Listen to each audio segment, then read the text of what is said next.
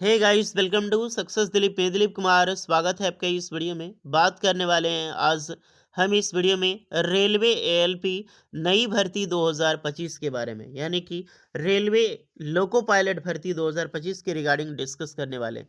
देखिए गाइस, जितने भी आईटीआई पास आउट स्टूडेंट हैं, हर साल करीब करीब मान लो कि लगभग 25,000 प्लस आईटीआई स्टूडेंट इंडिया में पास आउट होते हैं डिफरेंट डिफरेंट सेक्टर में। और उनमें से 90% आईटीआई स्टूडेंट का सपना होता है, सिर्फ एक ही ड्रीम लेके चलता है कि उसे लोको पायलट बनना है। यानी कि ये जो जादुई गाड़ियां दिखाई दे रही है, इन जादुई गाड़ियों को चलाना चाहता है। वो लोको पायलट बनना चाहता है, ट्रेन ड्राइवर बनना चाहता है। हर एक आईटीआई का सपना होता है।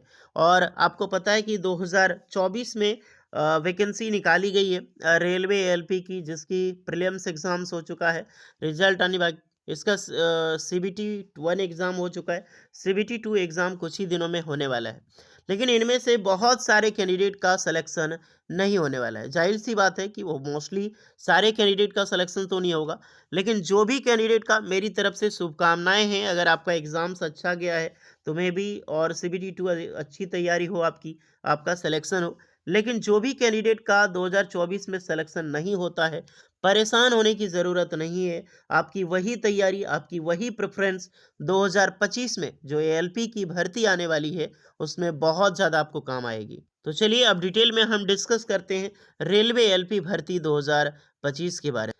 देखिए, हर एक कैंडिडेट का सपना होता है कि लोको पायलट बनना है, चाहे वो मेल हो अथवा फीमेल हो। मेल का भी यानी कि लड़कों का भी सपना होता है कि काश वो ट्रेन ड्राइवर बने। लड़कियों का भी सपना होता है कि काश वो लोको पायलट बन सकती है। तो इस सपने को साकार अगर करना चाहते हैं, तो अभी से तैयारी शुरू कर दो। बहुत सारे आईटीआई पास आउट जो न्यू 2024 में पास आउट हुए हैं, वो एलपी का फॉर्म नहीं भर पाए थे। उन सारे युवाओं को फिर से मौका मिलने वाला है। लोको पायलट की भर्ती एक बार फिर से आने वाली है। कितनी पोस्ट पर वैकेंसीज आएगी, चलिए इस बात पे डिस्कस करेंगे। हम इस वीडियो में यही टॉपिक डिस्कस करने वाले हैं। पहली हम बात करेंगे कि ये वैकेंसी कब तक आ सकती है। ओके, आएगी तो सबको पता है, सारे कैंडिडेट को। नहीं, नोटिफिकेशन कब तक जारी होगा।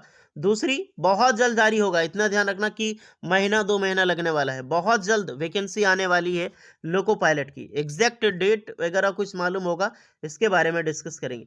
दूसरी, एएलपी का एज लिमिट क्या होगा इस बार, क्योंकि पहले तो आपको रिलैक्सेशन मिला था, इस बार क्या होगा। तीसरी, हम डिस्कस करेंगे सिलेबस एंड एग्जाम पैटर्न के बारे में।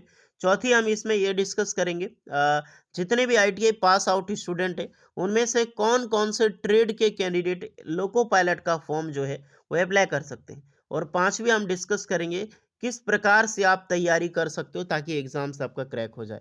तो चलिए पांचों टॉपिक पे हम डिस्कस करते हैं। तो अगर आप कैंडिडेट को सर्कुलर नहीं पता है, तो पहले जान लो कि रेलवे अब हर साल एएलपी की, टेक्नीशियन की, जेई की, ग्रुप डी की, एनटीपीसी की सारी वैकेंसी निकालने वाली, एग्जैक्ट आरपी इंक्लूडिंग आरपीएफ वगैरह की, और इन पारा मेडिकल स्टाफ। अब चलिए मैं बात करूंगा सबसे पहले लोको पायलट की। ये कैलेंडर है, कैलेंडर सर्कुलर कैलेंडर, जो कि डायरेक्टली इंडियन रेलवे की तरफ से निकाली गई है। और ये 2025 का एग्जैक्ट कैलेंडर है कि 2025 में कौन कौन भर्ती कब आने वाली है। तो एलपी का सबसे पहले देख लो कि जनवरी से लेकर मार्च का शेड्यूल होगा असिस्टेंट लोको पायलट का। और प्रपोजल जो ड्राफ्ट किया जाता है या फिर जो अप्रूव्ड किया जाता है, इंक्लूडिंग जो इंडिपेंडेंट वैकेंसीज का, वो दिसंबर 2024 तक कंप्लीट हो गया है। अब प्रपोजल यानी कि जो ड्राफ्ट बनता है, सीएन नंबर जो रेलवे के जीएम कुल मिलाकर बनवाती है, मिनिस्ट्री ऑफ रेलवे तैयार, मिनिस्ट्री ऑफ रेलवे को बोर्ड को जब सेंड किया जाता है ड्राफ्ट नोटिफिकेशन, ये जनवरी 2025 तक भेज दिया जाता है। जनवरी का आज लास्ट डे है, तो मैं भी उम्मीद करते हैं कि जनवरी 2025 तक ये प्रपोजल सेंड किया गया होगा। अगर आज नहीं भी हुआ हो, कोई दिक्कत नहीं। जनवरी से लेकर फरवरी के बीच में 1 सप्ताह 2 सप्ताह टाइम लगे, ये प्रपोजल तैयार हो जाता है, ड्राफ्ट तैयार हो जाता है। देन अगर ड्राफ्ट तैयार हो जाता है, तो यहाँ पर इन्होंने पहले ही टाइम ले रखा है जनवरी से लेकर मार्च तक। तो फरवरी के एंड तक, यानी कि मिड ऑफ फरवरी मान लो, यानी कि फरवरी के बीच बीच सप्ताह में लगभग लगभग 20 फरवरी के बाद, 20 से लेकर जो 28 फरवरी के बीच में आपकी नोटिफिकेशन, ऑफिशियल नोटिफिकेशन कभी भी आ सकती है, जिसका ऑनलाइन फॉर्म स्टार्ट फरवरी में होगा और मार्च में जाके एंड होगा। ओके, तो 20 फरवरी के बाद एएलपी की नई भर्ती आ सकती है आप सभी कैंडिडेट के लिए। आ सकती है, मैं इसलिए बोल रहा हूँ क्योंकि मार्च तक टाइम लिया है। अगर फरवरी में नहीं आए, तो मार्च के फर्स्ट वीक में 110% इन 110% टारगेट है कि आपकी वैकेंसी आएगी, आपकी नोटिफिकेशन आ जाएगी। बिकॉज अभी ग्रुप डी का वैकेंसी अपकमिंग चल रहा है ना, 2024 दिसंबर में निकलने वाला था, जो कि जनवरी में निकला, वो भी 23 जनवरी को। इसीलिए अगर थोड़ा लेट लगे, लेकिन कोई दिक्कत नहीं, आपका फॉर्म आराम से फरवरी में देखने को मिलेगी। तो पहला जो मैंने टारगेट रखा था, जो पॉइंट था, वो क्लियर हो गया कि फरवरी तक आपकी वैकेंसीज आ जाएगी। दूसरा पॉइंट था एज लिमिट, जो रिलैक्सेशन मिला था, क्या इस बार रिलैक्सेशन जो 3 साल का एक्स्ट्रा रिलैक्सेशन एक्सटेंड कर दिया गया था, क्या वो मिलने वाली है? तो जी नहीं, इस बार नहीं मिलेगी। और आपकी जो एज होगी वही आपका 18 से 30 साल एज आपका इसमें रहने वाला है, जिसमें से रिलैक्सेशंस मिलेगी एसटीसी वालों के लिए 5 साल का, ओबीसी वालों के लिए 3 साल का। तो एज जो लिमिट है, आपका डाउट है वो कंप्लीट है, 18 से 30 साल ही आपका एज लिमिट इसमें होगा। मे भी इसमें बढ़ाना चाहिए, बट यही रहने वाला है, 18 से 30 साल ही रहेगा आपका। और एज में रिलैक्सेशन मिलेगी, जैसा मैं पहले बता चुका हूँ। आपका जो भी ओबीसी है, एसटी, एससी है, वो सर्टिफिकेट रेडी कर लो आप लोग। सर्टिफिकेट तैयारी कर लो, जो भी एलपी का फॉर्म भरना चाहते हैं, वो डॉक्यूमेंट्स रेडी कर लो आप लोग पहले। एप्लीकेशन फ़ी तो सेम होता है, 500 रुपये और 250 रुपये।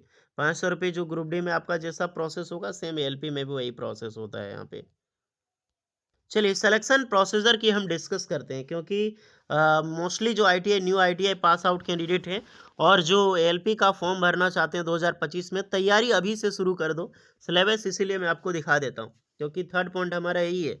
रिक्रूटमेंट प्रोसेस, ऑनलाइन एग्जाम्स होगा, दो आपका सीबीटी एक होगा, सीबीटी 1 होगा, सीबीटी 2 होगा, एक सीबीएटी होता है, यानी कि कंप्यूटर बेस्ड एप्टीट्यूड टेस्ट होता है, साइको टेस्ट होता है, लोको पायलट में साइको टेस्ट होता है, ध्यान रहे।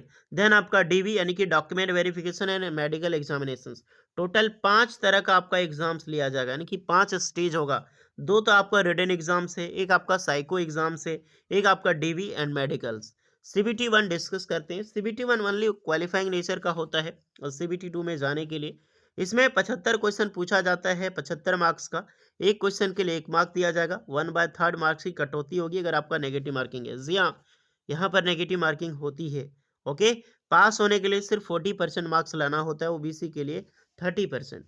अब इसमें क्या होता है सिलेबस, तो सिलेबस आपका जो एग्जाम पैटर्न जो होता है आपका, मैथमेटिक्स रहेगा, यानी कि मैथ पूछा जाएगा। फिर आपका मेंटल एबिलिटी रहेगा, जनरल साइंस रहेगा एंड जनरल अवेयरनेस क्वेश्चन रहेगा। अब मैं इसका सिलेबस डिस्कस करूँगा, इसका टेंशन न लें। फिर इसमें क्वालिफाई करते हैं तो सीबीटी 2 आपका एग्जाम्स होता है। सीबीटी 2 यानी कि ये मेंस एग्जाम्स है आपका, पहले प्रीलिम्स था, उसमें मार्क्स ऐड नहीं होगा सीबीटी 2 में। अब सीबीटी 2 में आपका 2 पार्ट होता है, एक होता है पार्ट ए, एक होता है पार्ट बी। टोटल अगर आप देखा जाए तो 2 घंटे 30 मिनट का आपका एग्जाम्स होता है। 175 क्वेश्चन इसमें पूछा जाता है। पार्ट ए में आपको 90 मिनट मिलेगा, 100 क्वेश्चन रहेगा, और पार्ट बी में 60 मिनट टाइम मिलेगा, 75 क्वेश्चन पूछा जाएगा। पार्ट ए का सिलेबस अगर आप देखना चाहते हैं तो मैथ रहेगा, जनरल इंटेलिजेंस एंड रीजनिंग रहेगा, बेसिक साइंस एंड इंजीनियरिंग रहने वाला है। ये पार्ट ए हो गया आपका नॉन टेक्निकल से क्वेश्चन। पार्ट बी जो होगा वो आपका ट्रेड से रिलेटेड होगा। आपका जो भी ट्रेड है, आईटीआई का जो भी आपका ट्रेड होगा, इसका सिलेबस इसकी ऑफिशियल वेबसाइट से आप देख सकते हैं। उसी के अकॉर्डिंग आपका ट्रेड सिर्फ पूछा जाएगा। तो आपको सब कुछ पढ़ना है एएलपी में। टेक्नीशियन में आपको, अब टेक्नीशियन तो टेक्निकल पढ़ना ही नहीं है, लेकिन एएलपी में आपका टेक्नीशियन ट्रेड भी पढ़ना है। ट्रेड आपका जितना मजबूत होगा, तभी आप एक एएलपी का एग्जाम्स क्लियर कर पाओगे। और नॉन टेक्निकल भी आपको पढ़ना है। कौन कौन सा ट्रेड है जिसके बारे में यहाँ पर डिस्कस की गई है, इसका ट्रेड मैं आपको बताऊंगा। एक बार ट्रेड अगर आप देखना चाहते हैं तो मैं बता देता हूँ। Electrician, instrument mechanic, wireman, armature and coil winder, RNAC trade होता है। Electronic mechanic, mechanic radio and TV. फिर आपको मिलेगा fitter mechanic, motor mechanic vehicle, tractor mechanic, mechanic diesel, turner machinist, RNC जो आपने देखा mechanic, head engine millwright, maintenance mechanic, mechanic motor vehicle. Same चीज़ आपको देखने को, ये सारा ट्रेड जो ऊपर मैंने बताई वो सारा ऑटोमोबाइल से रिलेटेड होगा। तो यही सब पोस्टें होती है क्वालिफिकेशंस के हिसाब से। जो मैंने अभी ट्रेड बताया, वही ट्रेड के कैंडिडेट अप्लाई भी कर सकते हैं यहाँ पे। ओके, तो ये सब ट्रेड से अगर आपका आईटीआई पास आउट आपने किया हुआ है, तो यही ट्रेड जो है लोको पायलट का फॉर्म अप्लाई कर सकता है। सिलेबस मैंने बता दी, यानी कि तीसरा चौथा पॉइंट मैंने बता दी। पांचवा पॉइंट आपका ये है कि एग्जाम आप कैसे क्रैक कर सकते हैं। तो जैसा कि आपको सिलेबस पता है, दोनों एग्जाम मान लीजिए आपका निकल गया। दूसरा आपका साइको टेस्ट होगा। साइको टेस्ट जो होगा, इसमें भी 2 पार्ट का होता है, part A and part B. Part B आपका सीबीटी होता है, और पार्ट ए जो आपका होता है इसमें अगर देखा जाए तो मार्क्स के बेसिस पे तो नॉर्मली साइको टेस्ट होता है, और साइको टेस्ट तो मैं आपको यहाँ पर बता नहीं सकता क्योंकि इसका यूट्यूब पे आप सर्च करोगे एलपी साइको टेस्ट तो उसकी पूरी डिटेल मिल जाएगी, एंड इसकी ऑफिशियल वेबसाइट पे भी आपको मिल जाएगी। ये साइकोलॉजी के बेसिस पे होता है कि आपका दिमाग याददाश्त शक्ति कितना तेज है याद करने की क्षमता को लेकर। जैसे कोई पिक्चर दिखाया जाएगा, 10 पिक्चर दिखाया जाएगा आपको लगभग लगभग 1 मिनट तक, वो पिक्चर आपने 10 देख ली, उसके बाद एक पिक्चर उसमें पूछ दिया जाएगा कि इनमें से कौन सा पिक्चर मैच करता था, तो ये आपको बताना है, इतना याददाश्त आपका तेज होना चाहिए। और ये एग्ज़ाम सिर्फ क्वालिफाइंग नेचर का होता है, सिर्फ पासिंग मार्क्स आपको लाना है, पास मार्क ले आओ, बस कंप्लीट आपका एग्ज़ाम्स। किसी को क्वालिफिकेशन से रिलेटेड डाउट नहीं होनी चाहिए, आईटी या डिप्लोमा दोनों के कैंडिडेट इसमें अप्लाई कर सकते हैं।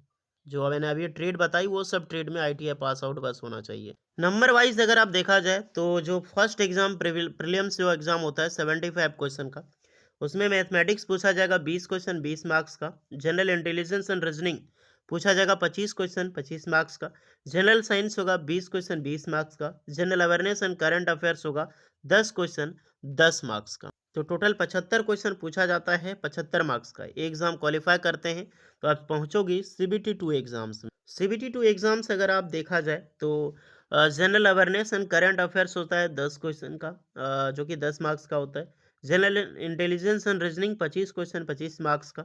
मैथमेटिक्स पूछा जाता है 25 क्वेश्चन 25 मार्क्स का। बेसिक साइंस एंड इंजीनियरिंग रहता है 40 क्वेश्चन 40 मार्क्स। तो टोटल क्वेश्चन आपका रहता है 100 क्वेश्चन 100 मार्क्स का, जिसके लिए 90 मिनट का टाइम आपको मिलता है। तो ये है पार्ट ए। नेक्स्ट आपका जो पार्ट बी होता है वो आपका ट्रेड से पूछा जाता है, और पार्ट बी जो आपका होगा टोटल 75 क्वेश्चन रहने वाला है, वो आपका रहने वाला है 75 मार्क्स का। 60 मिनट टाइम आपको इसके लिए मिलेगा, जिसके लिए 175 मिनट 175 क्वेश्चन रहेगा, 175 मार्क्स रहेगा, और 150 मिनट का टाइम आपको क्वेश्चन पूछा जाएगा। ओके, तो ये पूरा है सिलेबस। अब आपने टारगेट कर लिए कि मुझे 2025 में फॉर्म भरना है, 2025 में सरकारी नौकरी लेनी है, तो तैयारी आज से शुरू कर दो।